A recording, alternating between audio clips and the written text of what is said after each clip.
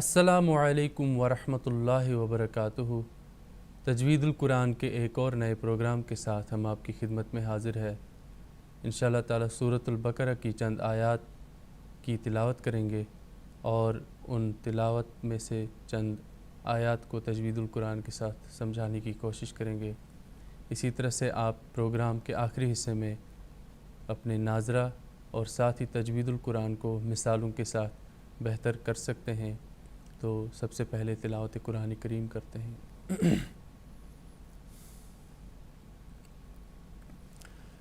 اعوذ باللہ من الشیطان الرجیم،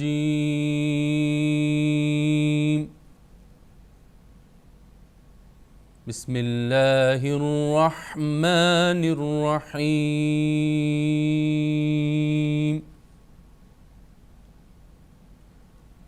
وَلِكُلٍّ وِجْهَةٌ هُوَ مُوَلِّيهَا فَاسْتَبِقُوا الْخَيْرَاتِ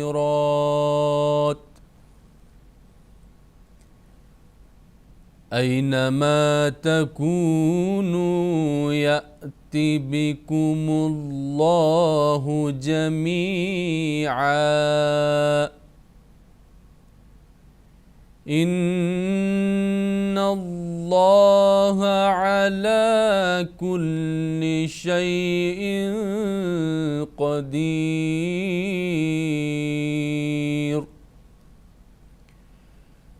وَمِنْ حَيْثُ خَرَجْتَ فَوَلِّ وَجْهَكَ شَطْرَ الْمَسْجِدِ الْحَرَامِ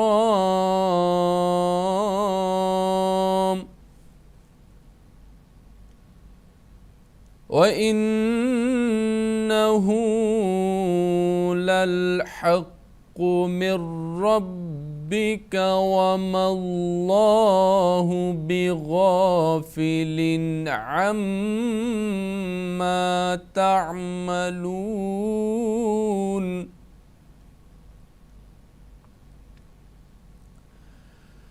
وَمِنْ حَيْثُ خَرَجْتَ فَوَلِّ وَجْهَكَ شَطْرَ الْمَسْجِدِ الْحَرَامِ وَحَيْثُ مَا كُنْتُمْ فَوَلُّوا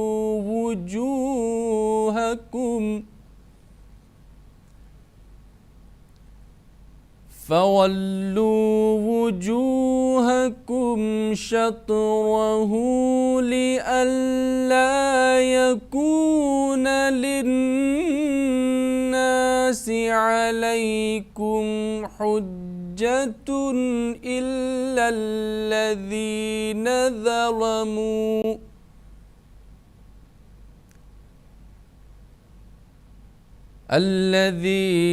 ظَلَمُوا مِنْهُمْ فَلَا تَخْشَوْهُمْ وَاخْشَوْنِي وَلِأُتِمَّ نِعْمَتِي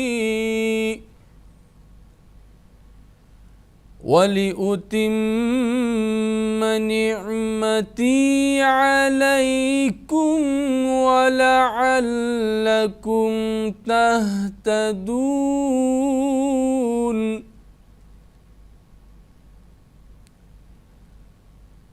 كَمَا أَرْسَلْنَا فِيكُمْ رَسُولًا مِّنكُمْ يَتْلُو عَلَيْكُمْ آيَاتِنَا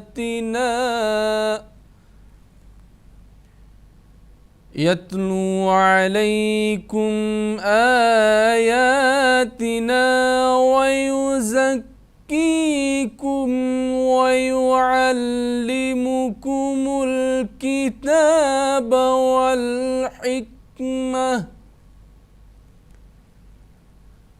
وَالْحِكْمَةَ وَيُعَلِّمُكُم مَّا لَمْ تَكُونُوا تعلمون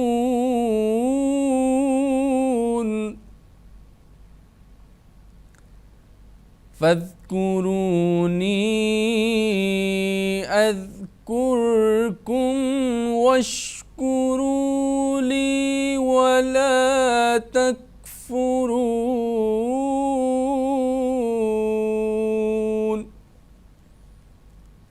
سورۃ البقرہ کے ایک رکوع کی تلاوت کی ہے، تو آئیے اب اس میں چند آیات کو ہم تجوید القرآن کے ساتھ سیکھنے کی کوشش کرتے ہیں۔ واو ہونٹوں کی گولائی کے ساتھ بار بار یہ حروف آتے ہیں، تو بار بار اگر ایک ہی آیت کو اچھی طرح سے سیکھا جائے اور سنا جائے تو اس کے ذریعے سے قرآن کے بہت سارے قواعد ہم سیکھ سکتے ہیں۔ وَلِكُلٍّ، آپ دیکھ رہے ہیں تنوین کے بعد واو، تنوین اور نون ساکن کا قاعدہ ادغام کا قاعدہ آپ یاد رکھیں، تو ادغام کا قاعدہ یہاں پر لاگو ہوگا، ادغام بغنہ، نون ساکن اور تنوین کے بعد یرملون۔ اب تنوین آیا ہے، نون ساکن نہیں ہے، تنوین ہے۔ واو حرف یرملون میں سے ہے، یرملون میں 4 حروف الگ ہیں، ینمو ہم کہہ سکتے ہیں، ینمو کا قاعدہ الگ ہے اور لام اور را کا الگ ہے۔ ینمو کے الفاظ اگر تنوین نون ساکن کے بعد آئیں تو ادغام بغنہ، یعنی تنوین اور نون ساکن میں جو آواز ہے وہ باقی رہتی ہے، اور ہم نے غنہ کے ساتھ ناک میں آواز کو چھپا کر رکھ کر پڑھنا ہے۔ وَلِكُلٍّ وِجْ، وَلِكُلٍّ وِجْ، اس طرح پڑھیں گے تو درست نہیں ہے، روکنا ہے وَلِكُلٍّ وِجْ، اتنا ہم روک سکتے ہیں۔ اور جیم، یہاں پر قلقلہ کا قاعدہ آ گیا، جیم ساکن، قاف تا با جیم دال، جیم آ گیا، قاف تا با جیم دال میں سے جیم ساکن، قلقلہ ہوگا۔ وج ہتن، پھر تن، تنوین، تنوین اور نون ساکن کے بعد ہا، تنوین نون ساکن کے بعد اگر حروف حلقی یعنی حمزہ ہا، عین ہا، غین خا 6 حروف اگر آئیں تو تنوین پر رکنا نہیں ہے بلکہ اظہار کرنا ہے۔ کس طرح؟ وجہتن ہوا، یہ بالکل درست ہے، اور غلط کیسے پڑھتے ہیں؟ وجہتن ہوا، یہ درست نہیں ہے، درست کیا ہے؟ وجہتن ہوا۔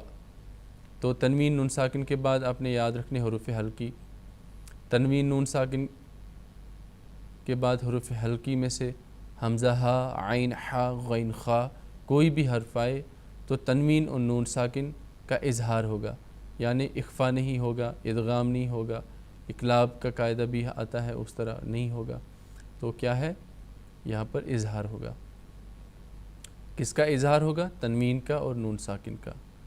پھر ہوا میں ہا کا خیال رکھیں کہ 2 چشمہ ہا اور بڑی ہا میں بہت فرق ہے، تو ہا اور ہا یہ دونوں کی آواز الگ الگ ہے۔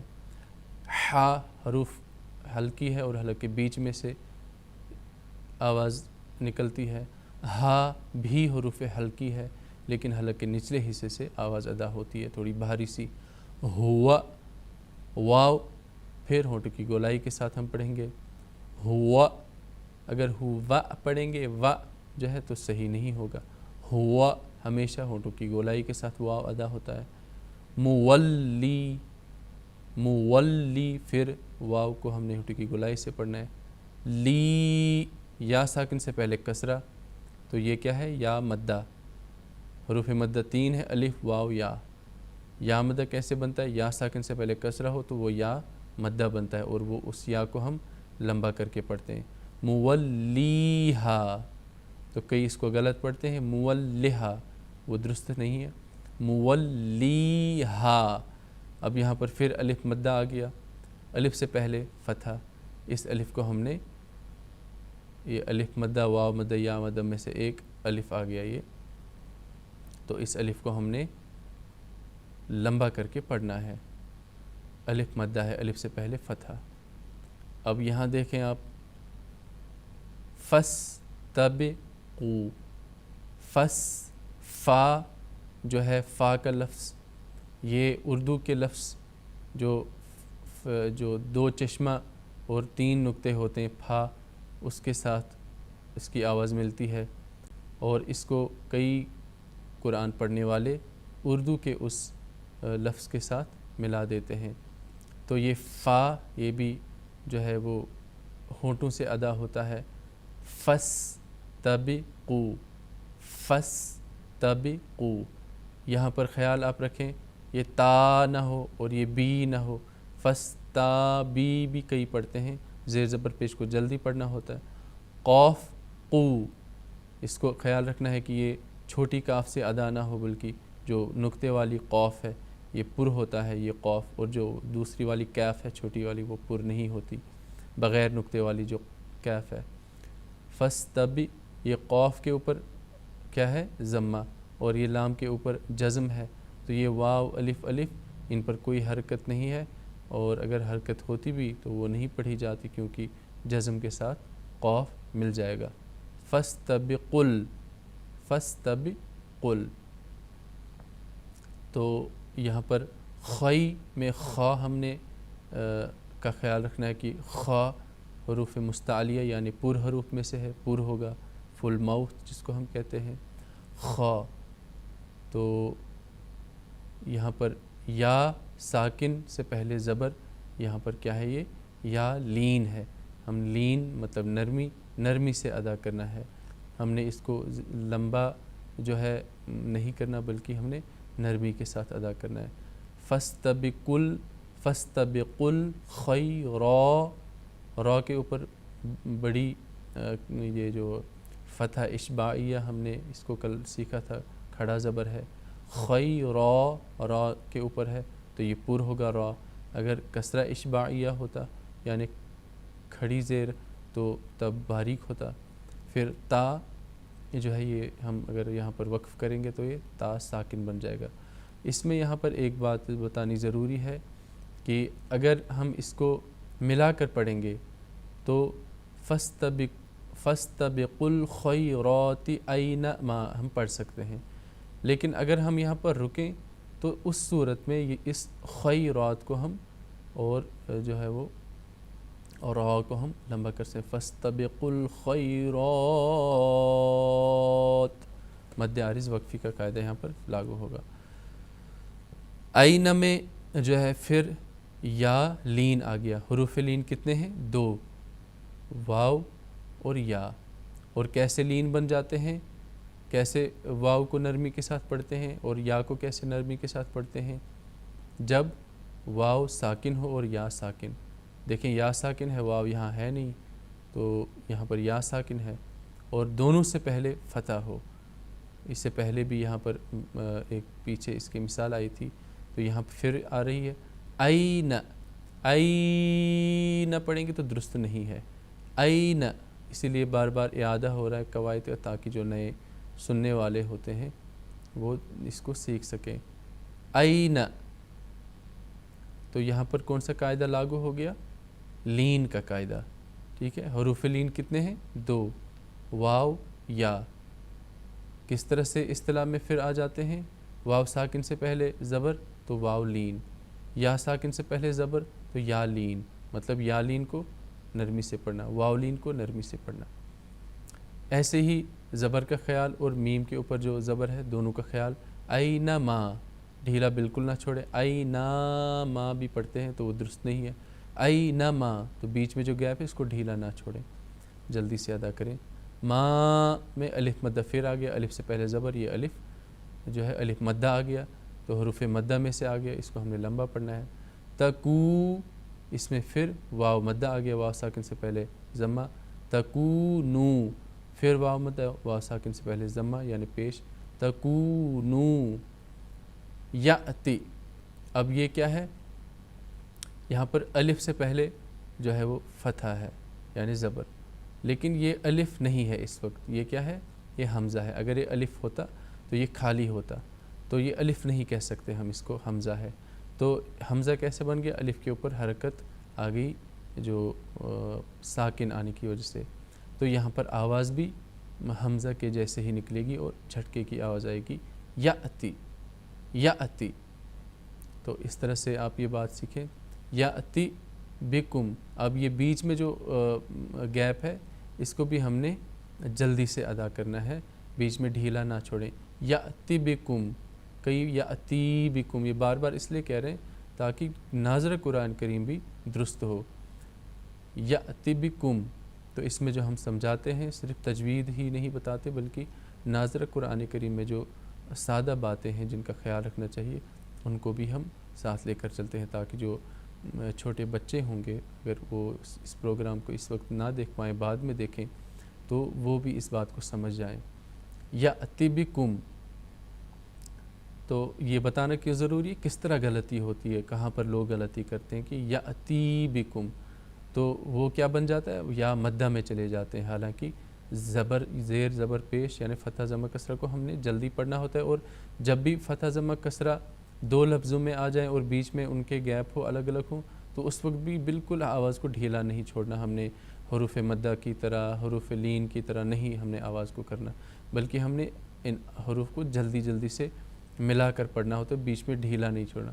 جیسے یاتی بکم, یاتی بکم, تو بکم اللہ, بکم اللہ, یہاں پر میم کے اوپر جو پیش ہے یہ لام تشدید کے ساتھ ملے گا, اور یہ جو لام تشدید ہے اس کا قاعدہ کیا ہے کہ اس لام سے پہلے والے لفظ میں اگر پیش اور زبر ہو یعنی فتح اور ضمہ ہو تو لام جو ہے وہ پر کر کے ہم ادا کریں گے.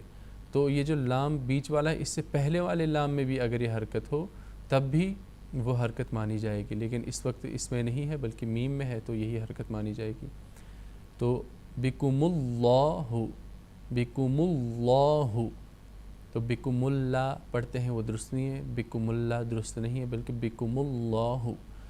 جمیعا, جمی میں کیا ہے, کون سا قاعدہ ہے, یا مدہ کا, یا ساکن سے پہلے کسرہ, جمیعا. تو اگر ہم اس کو ملا کے پڑھیں گے تو جمیعاً ان نہ پڑھیں گے, لیکن اگر سانس جس کا جس حساب سے ہوگا یہاں پر بہتر ہے کہ ہم رکیں, وقف مطلق ہے.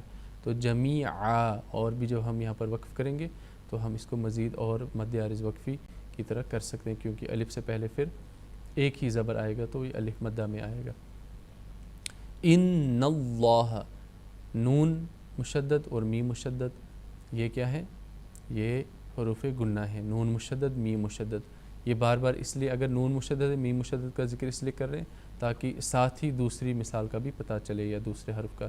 تو حروف غنہ کتنے ہیں, دو, نون مشدد میم مشدد. ان اللہ, نون مشدد میم مشدد حروف غنہ ہے, غنہ کا مطلب ہے آواز کو روکنا ہے ناک کے بانسا میں, اور غنہ کے ساتھ پڑھنا ہے, 1-2 سیکنڈ تک ہم روکے رکھ سکتے ہیں تو یہ قاعدہ ادا ہوتا ہے. ان اللہ, تھوڑا گنگنا سکتے ہیں, ان اللہ, اس طرح بھی کر سکتے ہیں. اس میں پھر کیا آ گیا دوسرا قاعدہ کہ لام مشدد جو ہے بیچ والا, اس سے پہلے والے لفظ میں دیکھیں گے حرکت فتح ہے تو لام مشدد پر ہوگا, ضمہ ہوتا تب بھی پر ہوتا, کسرہ اگر آتا تو باریک ہوتا. ان اللہ, غلطی کیا ہوتی ہے, ان اللہ, یہ غلطی, یہ درست نہیں ہے, پر ہے. ان اللہ علی, عین میں کیا غلطی ہوتی ہے, حمزہ کی آواز نکالتے ہیں, علی, بالکل معنی بھی چینج ہو جاتے ہیں, تبدیل ہو جاتے ہیں. علی اور علی میں بہت فرق ہے. عین حروف حلقی ہے, یہ عین حروف حلقی الگ سے ادا ہوگا حلقے بیچ والے حصے سے. علی یہ جو ہے فتح اشباعیہ ہے یعنی کھڑا زبر ہے. علی اور الف مدہ کا قائم مقام ہے. کلی, کئی اس کو کلی پڑھتے ہیں, وہ بھی درست نہیں ہے, تشدید کی آواز ہے, اس کو تھوڑا سا ہم نے دبا کے پڑھنا ہے, کلی, تاکہ 2 لام ادا ہوں. شیئن, شیئن میں کیا ہے, یہ آپ دیکھیں یا لین کا قاعدہ ہے, یا ساکن سے پہلے فتح, واو ساکن سے پہلے فتح, حروف لین واو اور یا. تو ان میں کیا ہے, تنوین, تنوین اور نون ساکن کے بعد اگر حروف اقفا میں سے کوئی لفظ آئے تو یہ حروف اقفا ہے. قوف, شیئن قدیر, تو یہاں پر اقفا ہو گیا ہمارا, نون جو کی آواز ہے ہم نے اقفا کے ساتھ روکے رکھا ناک کے بانسا سے, 1-2 سیکنڈ تک ہم اس کو ادا کر سکتے ہیں. شيء قدير. تو قاف کو ہم نے پھر اس کے ساتھ ہی پر کیا، اور اسی طرح سے یا ساکن سے پہلے کسرہ، یہ یا مدہ کا قاعدہ ہے، ہم نے وقف کیا.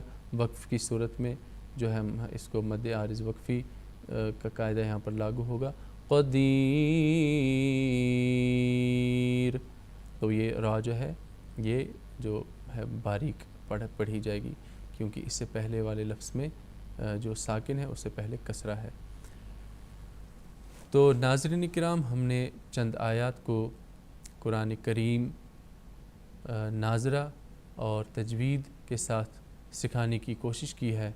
تو ناظرہ اس لیے ہم سکھا رہے ہیں تاکہ جو قرآن سیکھ رہے ہیں اور اس وقت پڑھ رہے ہیں، چاہے وہ یسن القرآن ہو یا کوئی اور قاعدہ ہو، یا آپ قرآن مجید ناظرہ آپ پڑھتے ہوں، اور اگر آپ تجوید بھی کچھ سیکھ رہے ہوں، تو ہر لحاظ سے کوشش کرتے ہیں کہ تمام باتوں کا خیال رکھتے ہوئے ناظرہ قرآن کریم بھی اور تجوید کی جو ضروری باتیں اور موٹی موٹی باتیں ہیں ان کو مد نظر رکھتے ہوئے تجوید القرآن بھی سکھانے کی کوشش کرتے ہیں.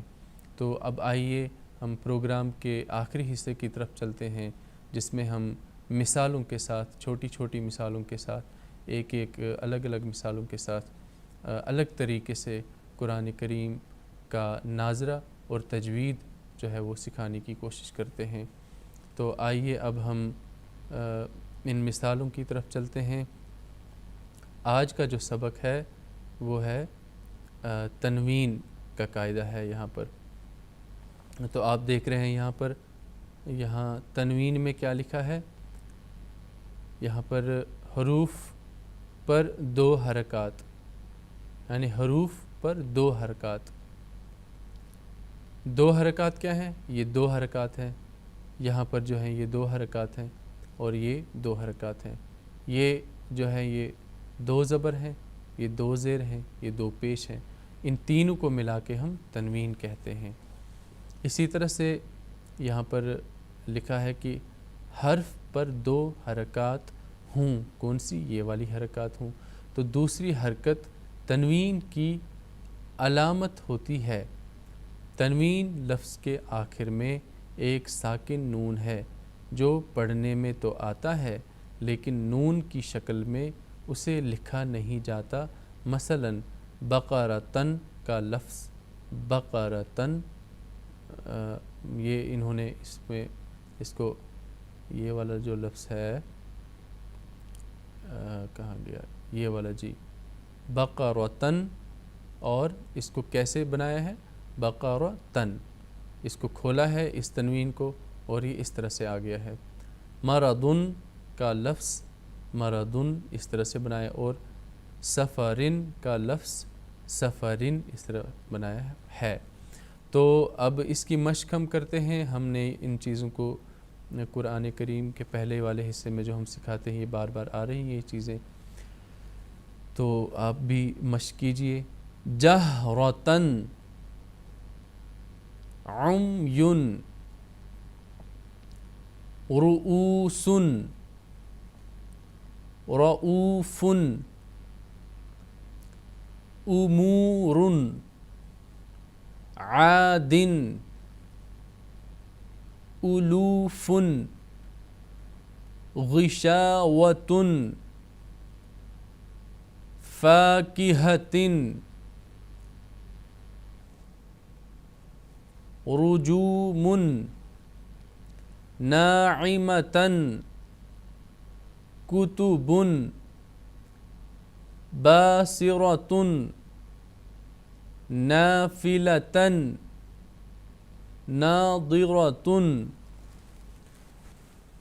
تو ناظرین کرام، اس طرح سے مثالوں کے ساتھ اور قرآن کریم کی تلاوت اور تلاوت میں چند آیات کو لے کر تجوید کے ساتھ کل ملا کر تجوید القرآن اور ناظرہ قرآن کریم کو بھی بہتر کرنے کے لیے کن باتوں کا خیال رکھنا چاہیے، تو اس پروگرام میں ہم کوشش کرتے ہیں. امید ہے کہ آپ اگر لائیو نہیں پروگرام دیکھ رہے ہوں تو بعد میں آپ جو پروگرام آپ کو ملتا ہے اس کو آپ دیکھ رہے ہوں گے اور سیکھ رہے ہوں گے. اور سب سے ضروری جو ہے وہ مشق ہے.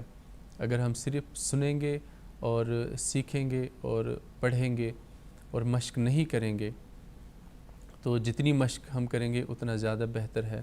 تو امید ہے کہ آپ مشق بھی ضرور کر رہے ہوں گے. تو اب دیجیے اجازت، پروگرام کا اب وقت ختم ہو گیا ہے. انشاءاللہ تعالی پھر ایک اور پروگرام کے ساتھ ہم آپ کی خدمت میں حاضر ہوں گے.